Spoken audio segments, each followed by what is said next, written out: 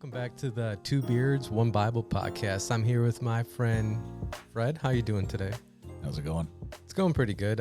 We have a new producer in the house as well, so we'll see how this goes. I know these cuts are going to be sharp, and it's going to be good. So looking forward to that. As long as he's paying attention and stays on top of things. So we'll see how it goes. If y'all see this and it's a little wonky, you'll know that there's a 10-year-old running the 11-year-old running the board. So. I love it, though, yeah. Getting your family involved, the sharpest, coolest 11-year-old producer, I think, in the podcast world right now. So shout out to our new producer. This is homeschooling at work, actually, without even really, noticing it.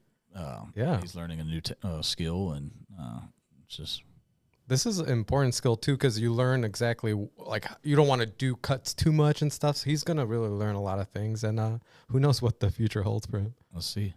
So, all right. So I know you texted me earlier that you're super excited about something. Is there something you wanted to mention? No, not any, like, specific topic or anything. It's just I've been kind of deep in everything, especially today, actually, and just really thinking about things and thinking about our audience and, who's out there that's potentially listening to this and trying to put myself in their shoes, if they're a new believer or a non-believer or maybe they've been like a believer that's not felt like they're worthy enough or good enough or knowledgeable enough or anything like that. So I've been thinking about that pretty much all day and just trying to, like, where do they start,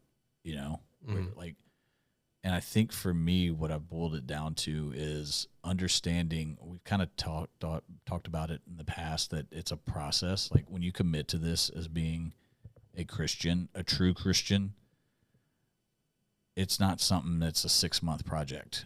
It's something that you're going to live this life the rest of your life. Yeah, this life and the next life, too. It's a long process. So where to start is a lot of it, I feel like, is I was reading some C.S. Lewis stuff, actually, earlier today, and he was talking about Christ-likeness. And if you don't know anywhere else to start, because it's hard to just go lock yourself in the closet and pray, especially if you don't know how to pray. And it's hard to study the Scripture when you don't know how to study Scripture.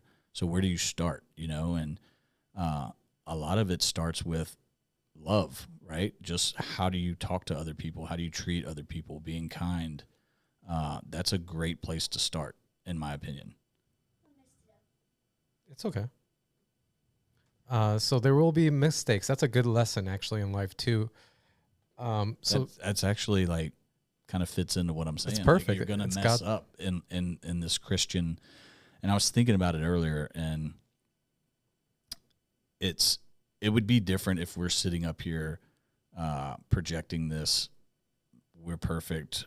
We never make mistakes. We never sin, like that type of thing. And if you've listened to us for more than 2 minutes, you understand that's not what this is. And I was thinking about it, and I was like, a lot of people might not get started because they're trying to be perfect or they think that they can't get to there. And I'm sitting here like, man, if people saw some of the group chats that I'm in and some of the memes that get shared, and like I'm on a, if you don't know what a forum is, like a message board, I'm on one for sports, and it really took me back, and I'm having to, like, I just think differently now, right? Yeah. And this forum, it's, it's kind of a good place for, like, updates and, insider stuff and things like that. But then when there's a game on, there's, like, a live game feed and all that type of stuff where it's kind of like you're sitting there with the bros watching the game, talking, and there's trolls on there, and there's people who, I don't know how to say this in a Christian way, but they're not very intelligent about the sport or whatever that you're watching, so they just make dumb comments, I guess. Trolls is good. Trolls, and, like, they just get under your skin, especially if you're in the middle of a game that you passionate about and you care about and all those other things. And I'm sitting here and I'm like, the Army Fred, the college Fred would say some of these things, not this new version of me, right? Like, that's not who I want to be, and that's not what I'm about. Like, some of the things that I would say to these people who, number one, even if they are a troll, they're going there for some type of reason, you know, to escape from something.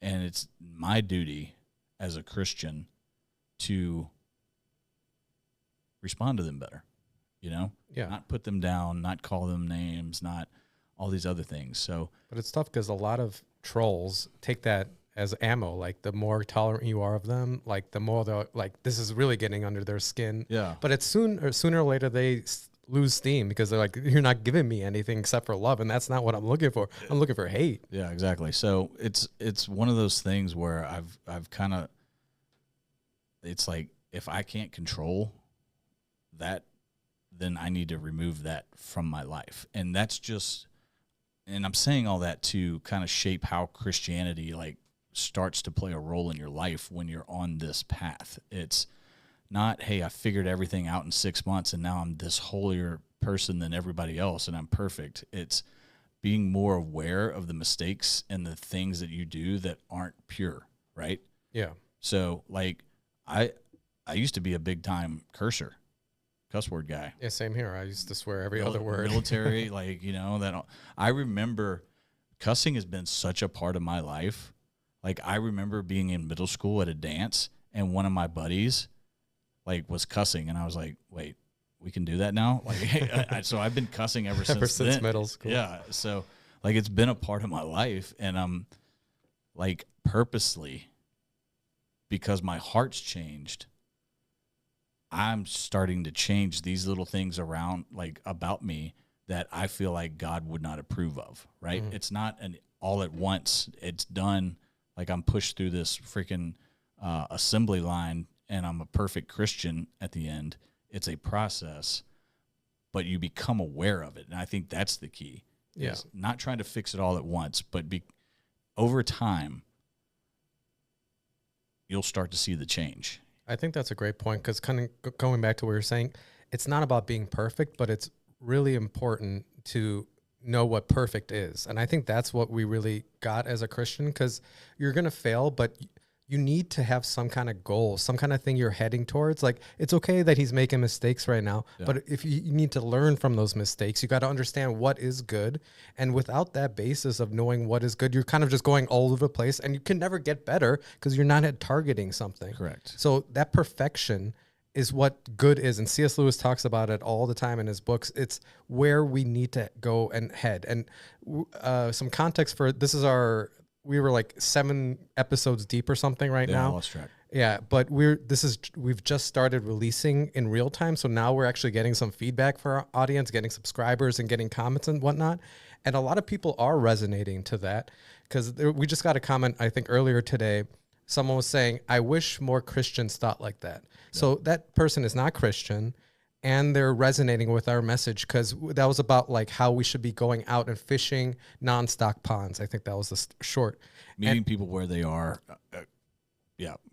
understanding that we're not all perfect. And I think I don't know which one you're talking about, but I think it was when we were kind of talking about perfection and, you know. Yeah, the same kind of thing we're talking about right now, that we got to stop only giving to the message that of the perfect Christians, that the people that are already understand everything. We need to go out to the places where people are imperfect, where people that are sinning, and then have kind of an impact, like go to the trolls and act in love with them, act in kindness. And then let them bring you down to their level. Like, that's been the key for me, is I don't want to be that person. Mm-hmm. Right. I don't want to be that person cussing them out and calling them names and making them feel bad about themselves. Like, I have a higher standard for myself because of where my heart is. And I think that's really where it starts, is with your heart. Remember, we talked about the soil and all that and having the good soil. And I think this kind of goes into the perfect Christian, or where to start, I should say. You have to start with the good soil, right? You have to start with your heart being in the right place because if God tries to plant that seed and Mm-hmm. your heart's not the right soil, it's not gonna grow, right? Yeah. Focus on that. That's probably a good first step. If you're listening to this and you're like, well, how do I get started? How do I, like, let's not eat the whole elephant at once. Let's do it one bite at a time, but let's focus on our heart first. Let's get our heart in the right place to be able to accept the seed and let somebody else provide the water, right? That's smart. I like that. Like, let somebody else that has the knowledge, that shares the scripture, that shares the, the sermon, that could be the water that grows the fruit. Mm-hmm. But you have to have your heart in the right space. Yeah. first. So I think you have to have, that's a great first, like I first started, I just wanted like to pray once a week or something. I think that's how like my whole journey started. And then it became like, every day or every hour. If you can just pull that lever and just do it once a month or whatever, just do the first little step. And then if we're going to reference the book, I think it really clearly, I just looked it up, is Ephesians 6:10. It's about putting the armor of God on. And there's 5 different things. I talked about this last time. And it's really important to have that whole armor on before you head into the sinful world, and hang out with sinners and stuff, because it just takes one little thought to get you on a whole different route. So it's important to know the word, to have your heart straight up, to have those feet to know when to move. Like if you look at the whole passage about the armor of God, it really changed my life, because once you have all those breastplates of righteousness, all the armor on the God, nothing can stop you. The devil can throw as many darts and fiery darts at you, and he'll have no impact on you because you're covered with Jesus's word. And I think that's a great, like, if you're not that far along, just start with the first, like, just one little step. I think that's a really good way to do it. One little step, and remember that this is a journey that's going to, like we said, last your whole, like, you're you're going to get to your last breath and still not be perfect. Like, you're not going to have this thing figured out. You have to hope that at that point you've done enough and your heart's been good enough and you've shared the message with as many other people as possible, so that you can hear those words, good, well done, good and faithful servant. Yeah. So not depart from me, I never knew you, because that's what most the track they're on, right? Mm-hmm. Which is kind of why I don't want to get into the against the grind thing too much on here, but that's kind of what spurred that, is too many people are headed down the wrong path. And society has done a great job. The devil's used society very well to distract us and pull us further and further away. So that's what it is, in my opinion, is, hey, here's how to start. Start by having a loving heart. And my whole point is that you'll start they seem like little things. Like, I'm sitting here talking about cussing. I'm 42, like, it's not that big of a deal. If I want to cuss, I can cuss. Or your world's not going to end, right? Like, you're not going to be damned right away.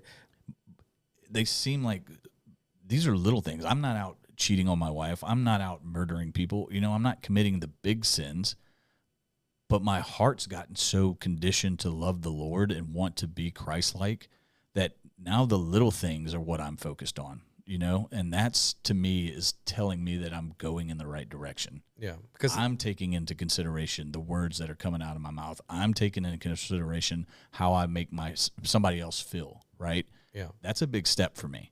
Instead of just going through and being like, screw your feelings, It's important because, like, if you're willing to sin in the small moments, why can't you you're going to sin in the big moments when it's really hard? If you can't do it in the easiest moments, then of course you're going to get tempted. And when it's really, really hard and your whole life depends on it, you're going to sin much easier than when it doesn't depend on it. Exactly. So it's really important to know that. And I think as righteous people, like, we're going to make mistakes all the time, and there's nothing like we can do to stop that. But I was always, like, scared of dying. I remember beforehand, like, it was the scariest thought to think of death. Like, I am so looking forward to everlasting life now, like leaving this earth. But it's also like a paradox, because I don't want my time here to end to reach as many people as possible. That's like why I created this podcast studio, to reach as many people as I possibly can, because I know this time is so fleeting, is so quick. Like I mentioned, I think last time too, I'm 40. I just turned 40. That went by so quick. Yeah. So quick. Like, and if you think about it, Parker, we've had these discussions before. He's like, "You're old," and I'm like, "Well, it's relative." You'll wake up one day, Because- Parker, and you're going to be 40 tomorrow. You won't even know. But it's relative in the sense of if I live to be 95, I'm not old. I'm not even midlife yet. If I live to be 50, I'm old. You know what I mean? So it is kind of relative in that aspect. But one of the things that I was also thinking about, I was writing some notes down. Sorry, that was my gum. Is that new believers, right? I keep going back to the new believers because that's what was on my heart this morning, and I feel like maybe that's some of our audience. For sure. The questions that they must have, and like, hey, I tried praying before and my prayer didn't get answered. And I just started thinking about it and I was like, you know what? I've been there. I've been there where I've prayed for things and they didn't happen. And number one, thank you for a lot of those unanswered prayers. There's the song about it, Unanswered Prayers by Garth Brooks or whatever. But number two, like I wasn't in position back then to even handle the prayer if it had been, Yeah, you probably answered. wouldn't even know how it got answered. You wouldn't be receptive to it. Exactly. Or I would have wasted it, like if you're praying for that person to come into your life and make you not single anymore or whatever, but you're an alcoholic or you're dealing with, infidelity or whatever things you've never conquered, right? Even if that prayer gets answered, you might still screwed up, right? Yeah. So God put me in a position where he said, hey, I'm going to work on you. And when the time's right, I'm going to bring the perfect woman into your life. And that's what happened. Yeah. So that's another thing I would say is like, hey, if you're new or if you're a non-believer and you've tried praying and things didn't happen, there's very well a reason, right? And you just might not understand it right now. You might not understand it for another 30 years. Or ever. It's not our job to know what God's will is. Yeah. Like we're here to live our life. And we mentioned it beforehand. Like it's important. Like my pastor just mentioned on Easter as well. Like God, when Lazarus died, I don't know if you know the story in the Bible. Like I'm sure you do. It's a famous one. His sister was praying for Jesus to come in time, and she was praying and praying, and then Jesus arrived for like 3 or 4 days too late when Lazarus was already dead. And that whole issue like led that sister to believe in Jesus even more. And it's like crazy. Her brother had to die, and then Jesus came back and then resurrected and got her out of it. Yeah. After she said that she believes in him. Like you are the Lord, you are the Messiah, you are the way, you are the resurrection. That's when Jesus said one of his I ams or Yahweh's things. He's I am the resurrection. Oh, by the way, What? I sent you the hallelujah thing that we talked about on the last one, right? Yeah. It's starting to make a lot of sense, huh? Yeah. And like really when you go back into looking like what does vain mean, right? Make meaningless. If we remove his name from the Bible, that's a pretty meaningless like thing. Right. Yeah. So there's something to that. I didn't mean to interrupt you. No, I wanted to bring that up. It's important because it blew my mind actually. Because like, yeah, the name has been removed and it's important to know. And I think it's the translations are tough because like they clearly they were speaking in Greek at that time of the Bible was written. And that's not going to resonate a lot of the things with us. But I like if they just kept saying I am, I think instead of Yahweh or something, just to understand and make it relative to understanding what they were saying. Yeah. Jesus, his God's name is I am, like Yahweh or hallelujah. That's, praise. Praise I. Praise Yah was the actual, that's what hallelujah is praise. Yeah. And Yah, praise God, basically. And Yahweh is I am. And, but it's important because Jesus was saying that everything on this earth doesn't matter. He's the way. So like Easter, I think the pastor was trying to say, Easter isn't a holiday. Easter is Jesus. Like he is the path to resurrection. Like just like the church isn't a place. The church is us. Exactly. Us talking right now. Like anytime you feel that it's this Holy Spirit, it's important to know that. And I feel like in a lot of churches, a lot of organized religions, they always talk about the place. They always talk about like, what are you doing for this place? Yeah. Whereas like where Jesus wants us to put all of his faith is in him. That's the only place we put the faith, and everything else sprouts from that. And that can happen in any place. So to any listeners we have out there, it's important to understand that it's not just about the church. It's not about anything else besides Jesus. Like if you give your life to him, the fruits will come from it. And I can't think of a more important message to give to anyone. And I think that's the only message I think that everyone has to understand is that he is the answer. And I always was thinking I knew everything. I have all the answers, but that's literally Satan corrupting my mind, because there's only one truth, and it's Jesus. Yeah, I mean, he's the prince of this world, and his whole thing is to keep us distracted, keep us like further away from God as he possibly can. And he's so slick about it that we don't even pick up on it. We don't pick up on that marketing that's telling us we need more is pushing us further and further, because it's a trickle-down effect almost, right? Mm-hmm. We need more, so we got to go work and make more money, right? And then God is taking a last priority in our lives because of the hustle and bustle and everything we get into. So that's kind of where my thing comes in. But like I said, I don't want to talk too much about that. We can talk about it off air. But yeah, he's done such a great job of camouflaging his deceit.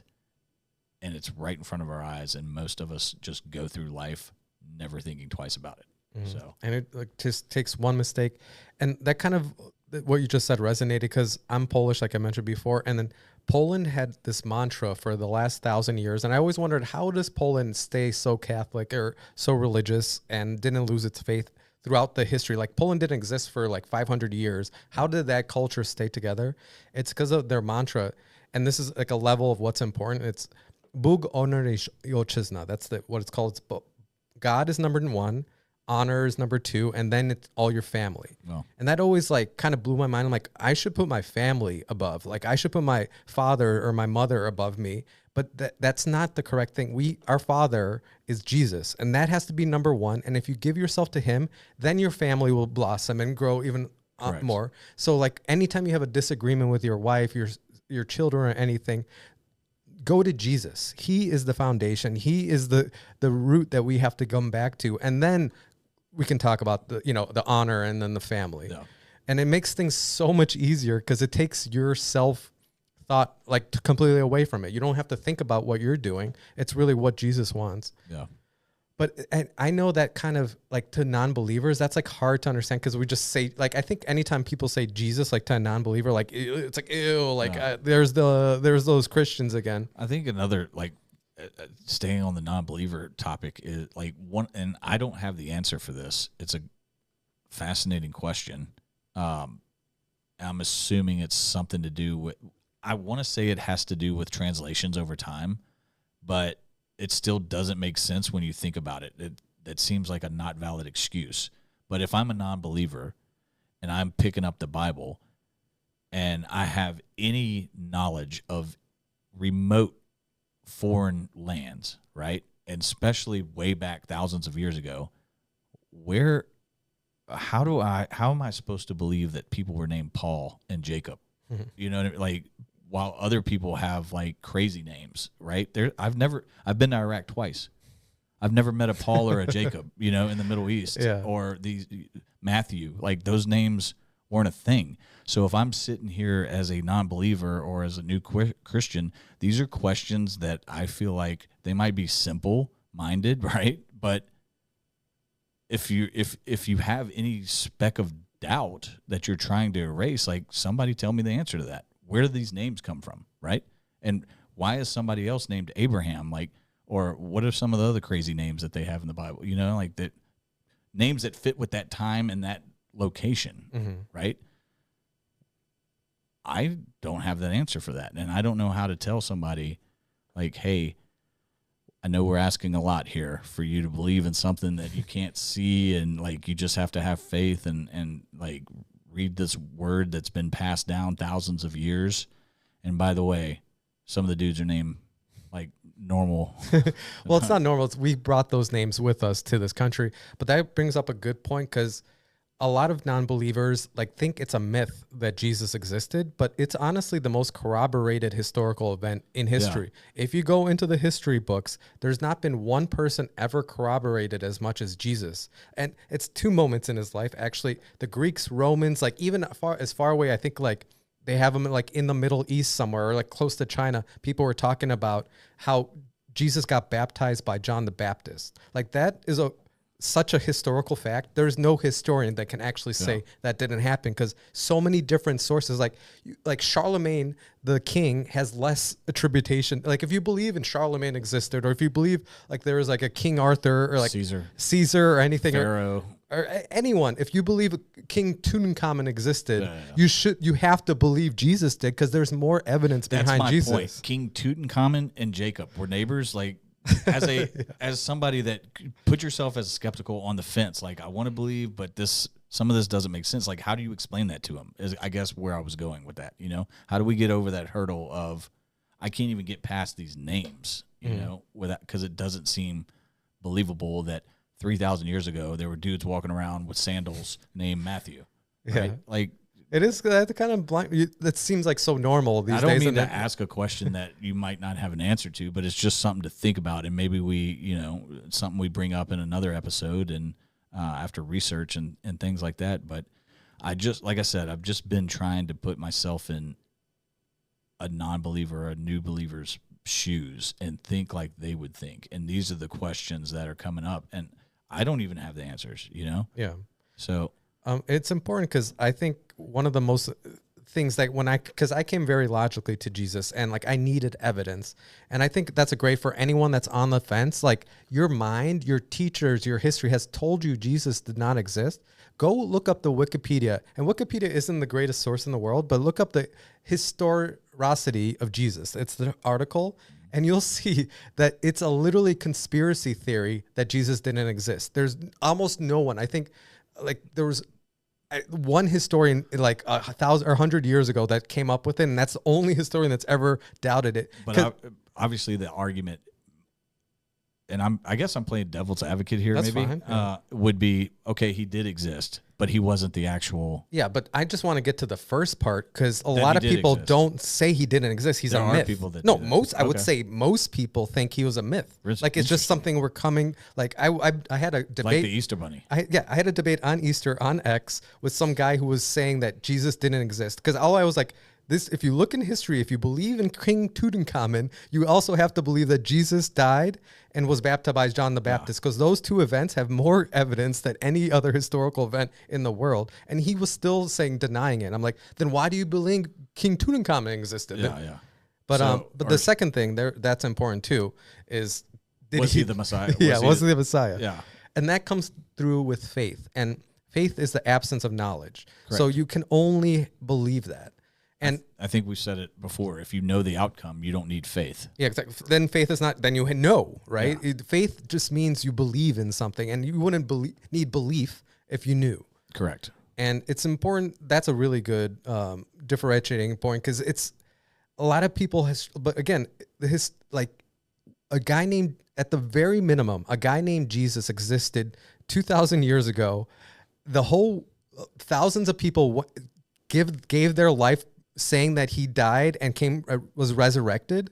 That's fact, that people claim that he was resurrected, and they gave up their lives for him. Yeah. There's also a historical fact that the law of embarrassment, it's called, people wouldn't say publicly things that would be embarrassed about because it looks bad on them. Yeah. But thousands of people said that. They not only said that they gave their lives up so that it wouldn't happen, so they would put their faith in it. So it's kind of crazy that the whole, like if you're a non-believer, 2,000 years ago, all these people just magically started believing that some guy was resurrected and gave up this whole life, and then they changed the entire calendar to be based on the guy's life starting at zero. Yeah. Like the most powerful person in the world, Constantine, changed the whole calendar to make sure that we understand we base all of our dates around Jesus. Yep.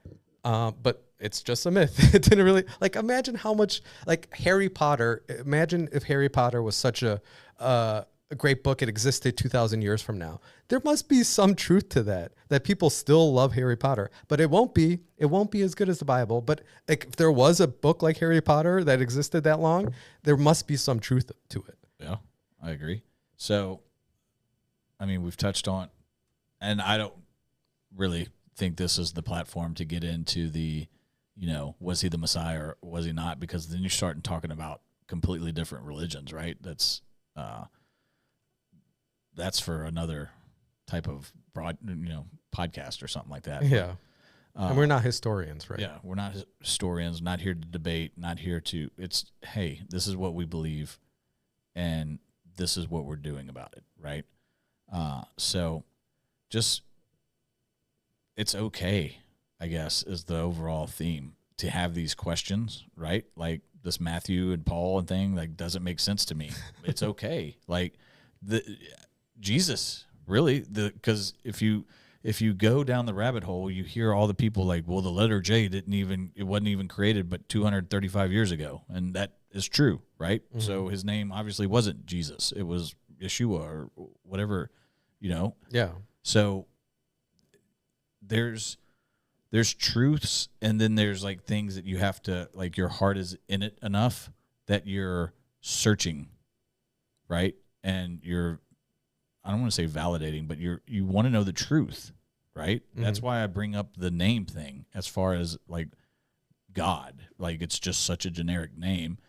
And why was it taken out 7,000 times? Why wasn't Matthew taken out 7 times, however many times? You know what I mean? Like, yeah, but maybe it's because people were scared because one of the commandments is don't use his name in vain. Yes. So like maybe we are sinning by saying his name. I don't know. That's one of the commandments. I hope not. Maybe, I don't know. Yeah, I don't know these answers. That could be it, or it could be making his name meaningless.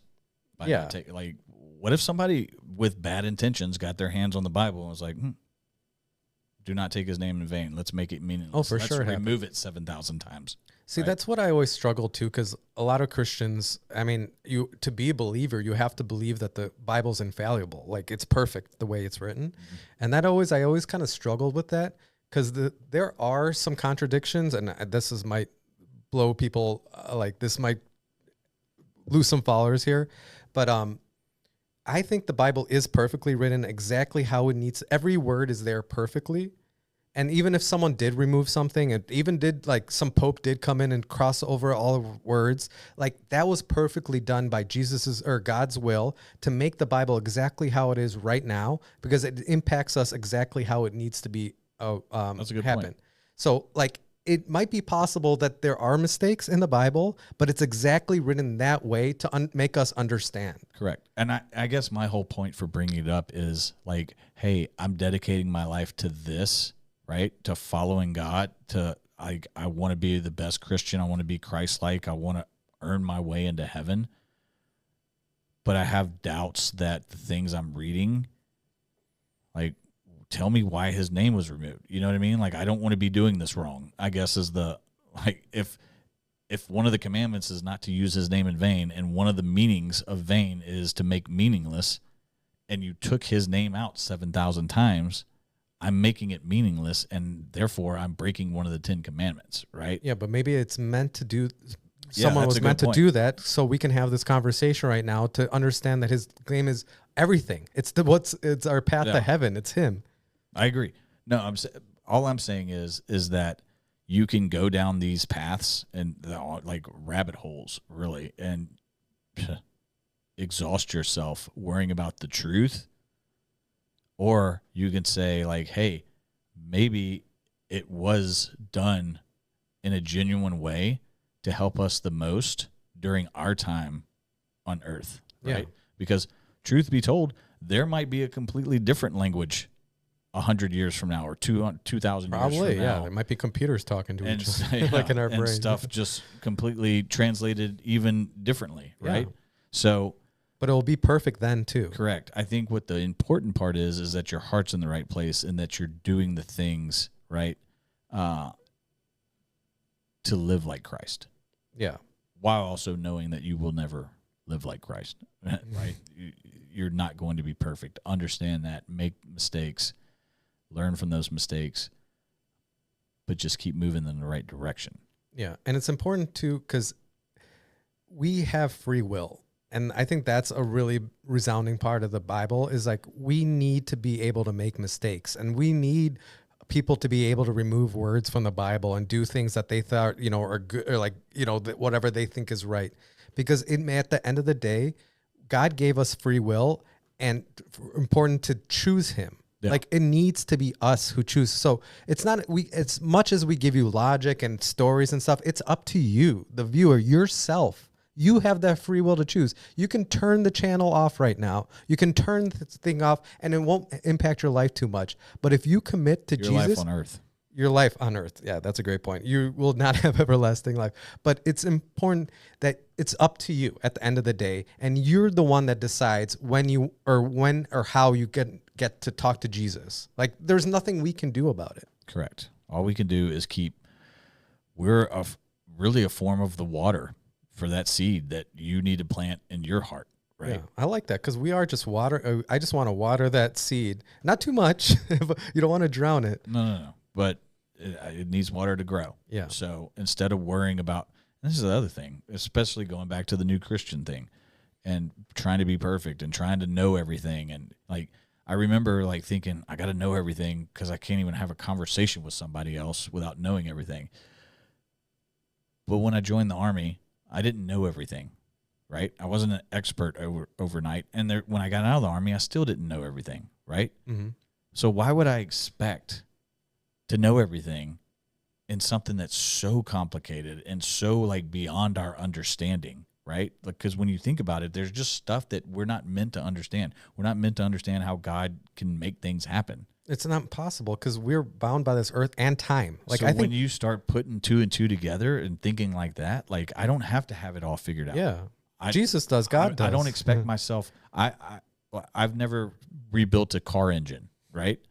I don't expect myself to go be an expert in the next 6 months or year, really, right? Mm-hmm. So when you're starting your faith journey, and the first 3 weeks go by, and you're not an expert and things haven't really changed in your life, a lot of people give up and they just fall back in their old ways. And I guess that's where I was going with all this. I like that. Was to keep you going, break it down on such a small level where it's almost impossible for you to not start gaining momentum and start being around the right people, because those right people will put the water on the seed. Right? I like that. So that's really where I was going with all this, and don't get distracted by, because that's what happened to me. I got distracted by, well, his name was removed 7,000 times, right? And then that took me down a different path, and then it started to make me think like, maybe I can't trust everything, and well, Jesus wasn't even born December, and some people think he was born in August. Like, yeah, there's a bunch of books now I'm being lied to, like, so I can see where the non-believer might have questions and hesitations and all that. But the point being is, understand that that's going to exist no matter what.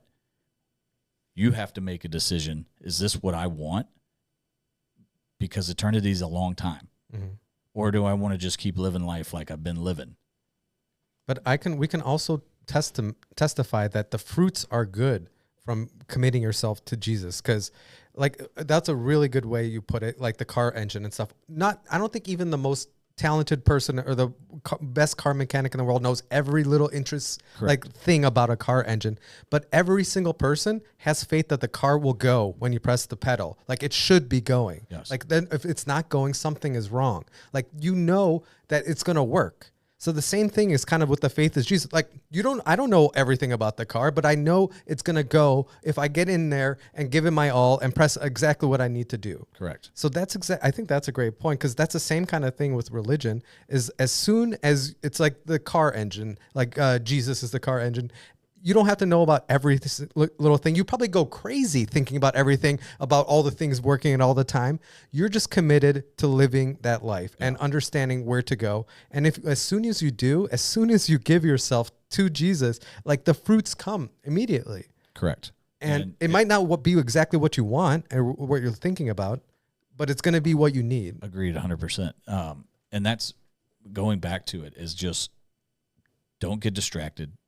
don't, like, if this is the life you choose, which I hope it is for anybody that's listening to this, if this is the life you choose, don't get discouraged, don't get distracted, don't, like, stay on this path, but start small. Start understanding if you live another 50 years, you're not going to get it all, right? But how do we break this down into baby steps, right? Like, start just by being more loving. When that person cuts you off in traffic, instead of flipping the bird, just, hey, Take it in. Yeah. They might be, in a rush somewhere, or maybe they're having a bad day, or just respond differently with love. And those little things start changing. And then the next thing you know, you're surrounding yourself by like-minded people. Mm-hmm. And maybe they have a little bit more knowledge that then pours into you. You see how this starts snowballing, and That's back a good to way. Dave Ramsey. Like, he doesn't say just pay your debt off tomorrow. It's snowball effect, right? Pay the smallest card off first and then roll that money into the next card. It's a snowball effect, right? Get around the right people, be in the right rooms, because your heart's in the right place and your heart is open and ready for what can get planted in it. And evil really, really needs you not to do that. In order for evil to exist, it needs you to be a antenna for more evil. So when someone cuts you off, you're supposed to get angry at them and then make someone else angry. And that person who gets angry gets really angry at their wife, and that wife gets angry at their cashier, and it keeps going and going. But if you just take in that hate, that you're going to get some hate, you're going to get some real mean people in your life. But if you're able to absorb it with Jesus Christ's love, like, that hate stops. It doesn't go anymore. Don't even look at the comments. I'm joking. But I don't look at the comments because I'm like, well, there's going to be haters and there's going to be trolls, and, like, I don't want to be put down and all this other stuff. But thankfully I got you to It's only been one troll so far, and it's not been bad. To monitor the comments. But no, just look at society as a whole and, like, what social media has done. And, like, recently, I don't know if you're aware, but wide receiver from LSU, my school, he was about to be drafted. Something happened with an automobile accident, and he allegedly I didn't hear anything about this. Caused the death of somebody. I think after the fact, it came out that he didn't really do this. Like, he wasn't. So is he going to be like, today's the NFL draft, right? Like, he was supposed to be drafted. Yeah, he killed himself. Oh my goodness! Like a couple weeks ago. That's it's all over. Like, it's all over. I just don't listen to the news, I guess. You go in and you see, like, he had one of these great personalities, like, always smiling, always dancing. He's a 20-something-year-old kid that made a mistake, right? A very serious mistake. I'm not trying, like, if he did it, if what the courts alleged are true, whatever. If what his lawyer alleges is true, it's even worse, right? Mm. But my point being is, all the comments, or the majority of the comments, are these, like, he just couldn't handle the mistake he made. Like, just putting this kid down, number one, who can't defend himself anymore. And number two, like, what do you think that is doing?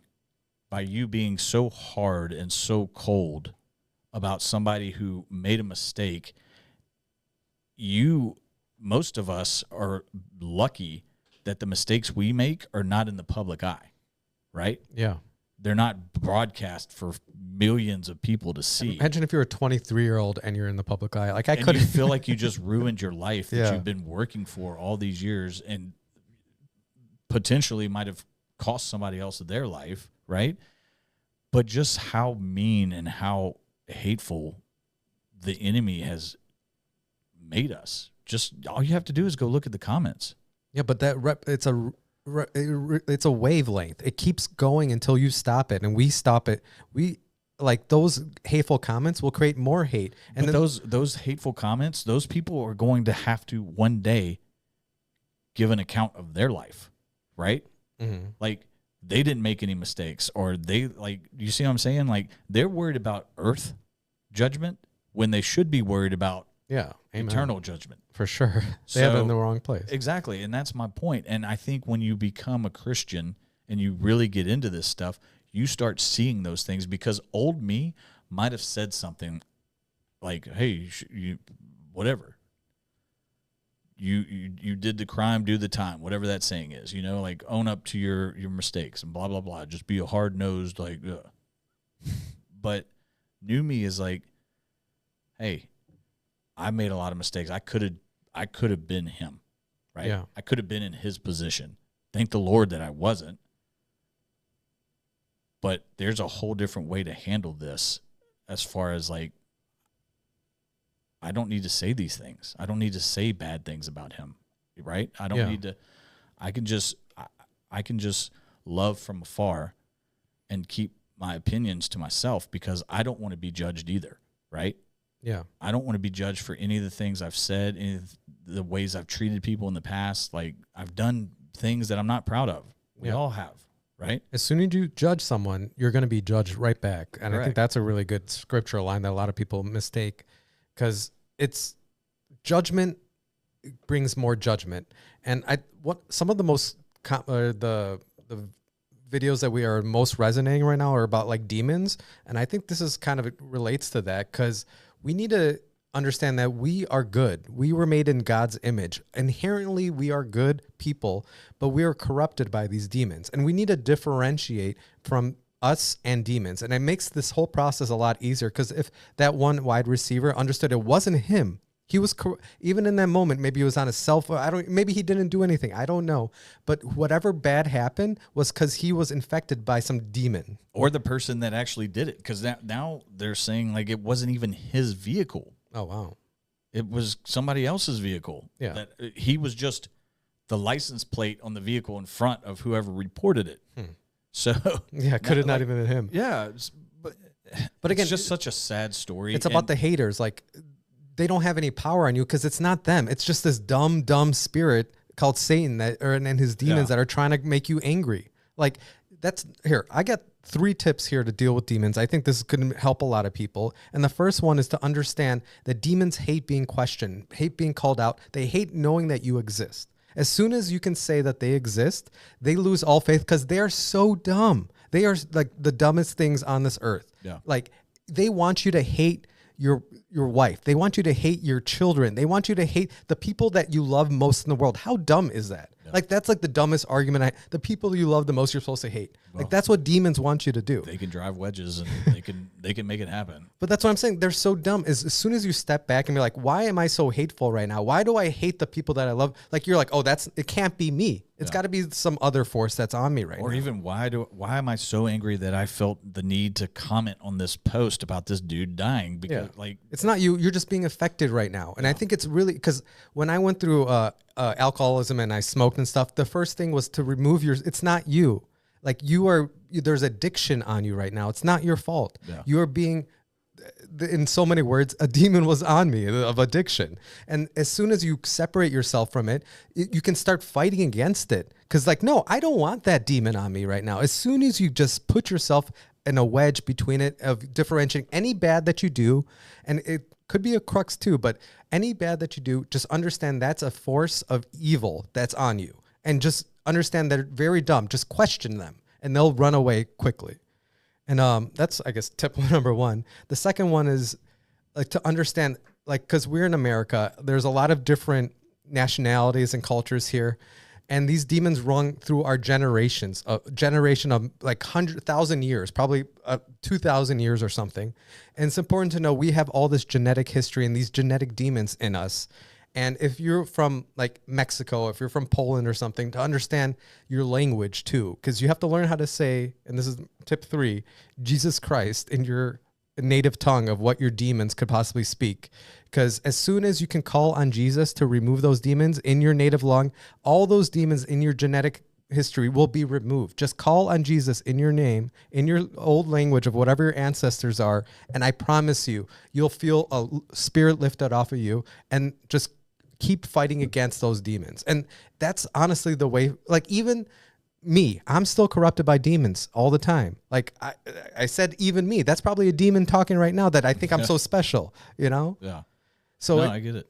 Like, I don't even know like how to explain it, but it's just Imagine the world if everybody was like, I'm just trying to live like Christ. There would be no comments and hateful, and like it would be just such a better place, right? Yeah. But we're all just so focused on the wrong things because we let these demons have power that they shouldn't have, right? And we think they're funny. Like, it's like funny to be mean sometimes. Oh, yeah. There's another wide receiver. He was an NFL guy, and I saw an article today, actually, TMZ. He got arrested again, but he was unrecognizable, and he couldn't fit in the cop car.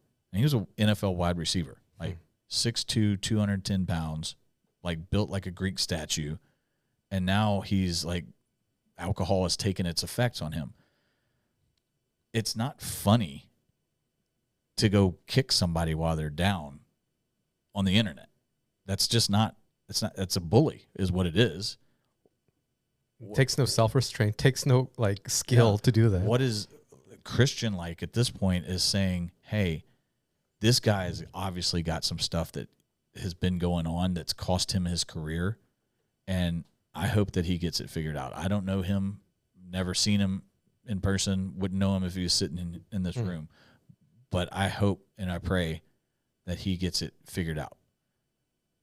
That takes a lot for you to care that much about somebody. Yeah, what's up? What? No, you stay out of this. It's okay. Dude. This is real. Yeah. Anyways, to care about other people enough to not put them down when they're down, that's the Christian way, right? That's moving in the right direction versus the things that you would say and be hurtful and be mean that aren't going to do any good anyways. Is it even going to make you feel better? If that makes you feel better about yourself, you got a lot more work to do than this podcast will ever help with, right? You know, like being mean to other people makes you feel good. Like, that's weird, right?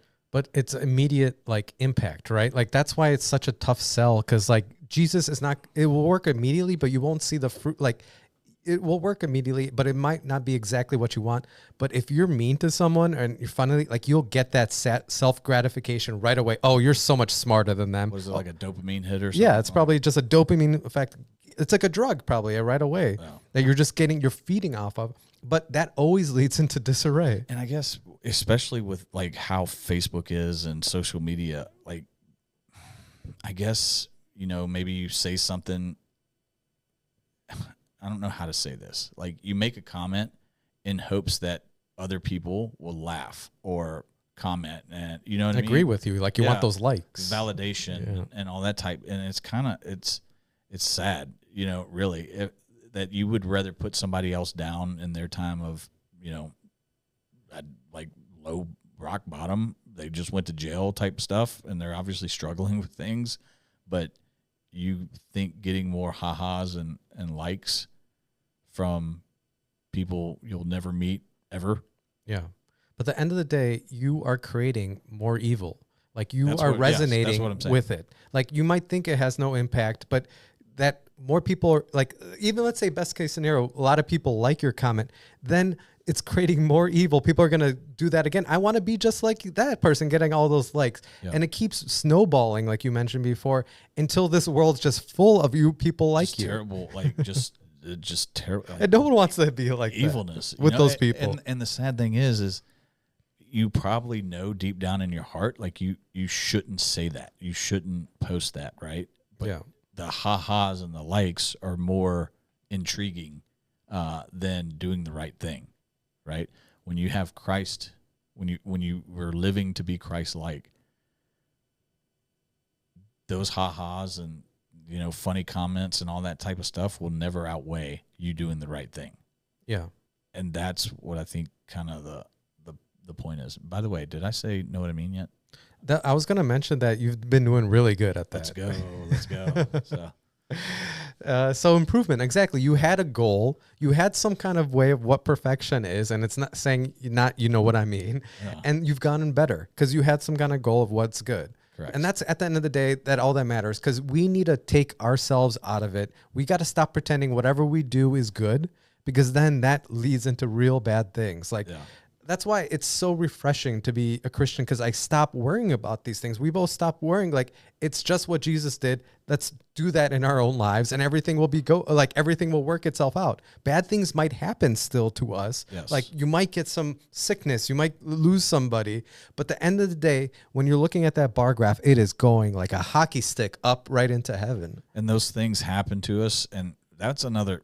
Did I ever tell the story about how we used to drive by the school in Nashville where I don't think so. The shooting happened a couple years ago?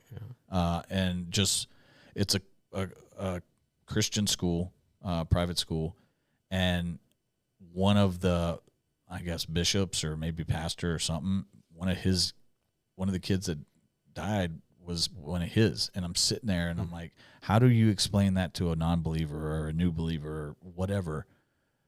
Like, why would God let that happen to that? Like, that guy, apparently, you're dedicating your life that way, that you're going to be a priest or whatever it is. I don't know what his official title was, but he's obviously dedicated his life to the Lord, right? Yeah.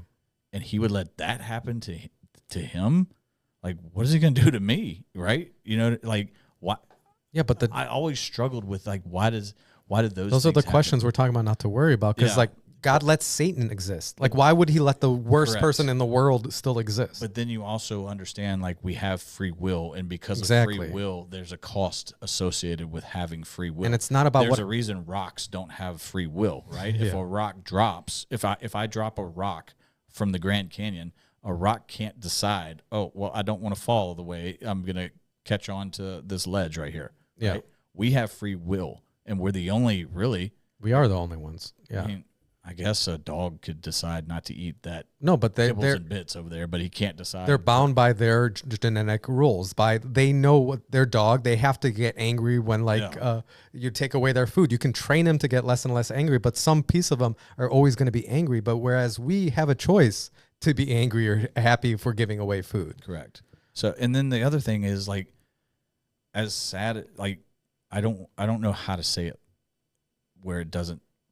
God uses those times when bad things happen, or when you're supposed to go to God, right? Yeah. Mm-hmm. So things are going to come up in life, like divorce, like business going under, like losing your job, like not knowing how you're going to make rent. Like, things are going to come up, and that's when you go to Him, right? I don't want to say that's when you go. I shouldn't say that like that, but that's when you double down on it. Yeah, if you haven't been going to Him, if you haven't, like, I don't know. It's hard to explain, because I don't want to say, like, hey, you got this problem, go to God, and then go back. Like, once that's taken care of, go back to living your life. That's not what I'm saying, right?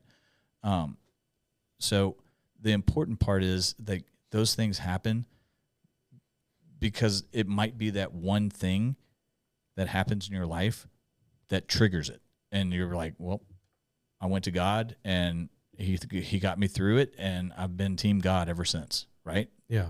That's what happened to me. Like, when the real estate market started taking a dump, I was like, I don't know what I'm supposed to do, and I just fast and pray about it, and, like, that's what started my journey on this. That's what changed me, right? Yeah. So that's hard times. So now and that's the crazy thing about becoming a Christian and, like, really diving into this is, my prayer life, my relationship with the Lord, knock on wood, I don't have anything going on in my life right now. I pray harder. Like, that's good. Worship more, like it because you don't want it to go away. And at the end of the day, it's not what happens on this earth that I really care about anymore. Like, I'm going to be trying to the end of my days to, like, live a godly life, but our rewards in the afterlife. So, like, whatever happens on this earth, there's going to be bad things because we live on a fallen earth. Correct. Like, if Adam never then it would have been perfect. Yes. Correct. If we never ate the forbidden fruit, we would have been living in nirvana right now. But that's not what we are living in. Women. I'm kidding. But no, I agree. And no, but I just had a podcast here earlier today, and it was a woman talking about Christ, and she gave me a passage I've never heard, so maybe I should share it right now, because she was talking about why did the snake corrupt Eve and not Adam? Why did the snake only go to Eve? It's because they do listen to worldly temptations, but it's also at the end of the day when we actually get with a woman and teach her godly ways, it's the woman who breaks the spirit of the serpent with her heel. Like there's this Matthew, I forget the exact verse of it. I'll look it up for next time. But we're both needed.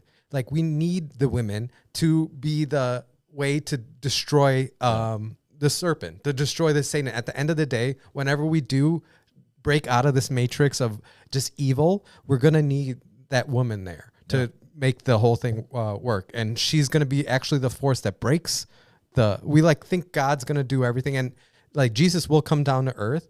But if I got to look up that scripture again about the heel of the woman. Makes a lot of sense, though. Yeah. Even though they didn't have high heels back then, most likely. How did they know about high heels? Yeah. I see. I'm joking, but no, I don't. Just listen. You can go down that path if you want to. It will cause you a lot of pain and heartache instead of just knowing like, hey, this is for me, and this is what I'm gonna put all my attention into. Studying the Word, being around the right people, and see where this takes me. So I think it's an important thing because I got off kilter once too because I learned that there was all these heretical Gnostic Bibles that were never included in the original Bible. I'm like, why did man just decide not to include these like 5 books, like the Gospel of Thomas? Forget what other Gospels there are, but it happened perfectly, exactly how God wants it, because that's how our reality is right now, and we need to trust God's will at the end of the day and stop worrying about what we think is right. Yeah, and I mean, that's really what it boils down to is, hey, here's what I believe. My heart is open to him, and I'm trying to help as many people gain the seed as possible during my time on earth and water it and do all these other things, right? Let's keep watering it. Let's keep giving some Miracle Grow. Maybe that's why it's called Miracle Grow.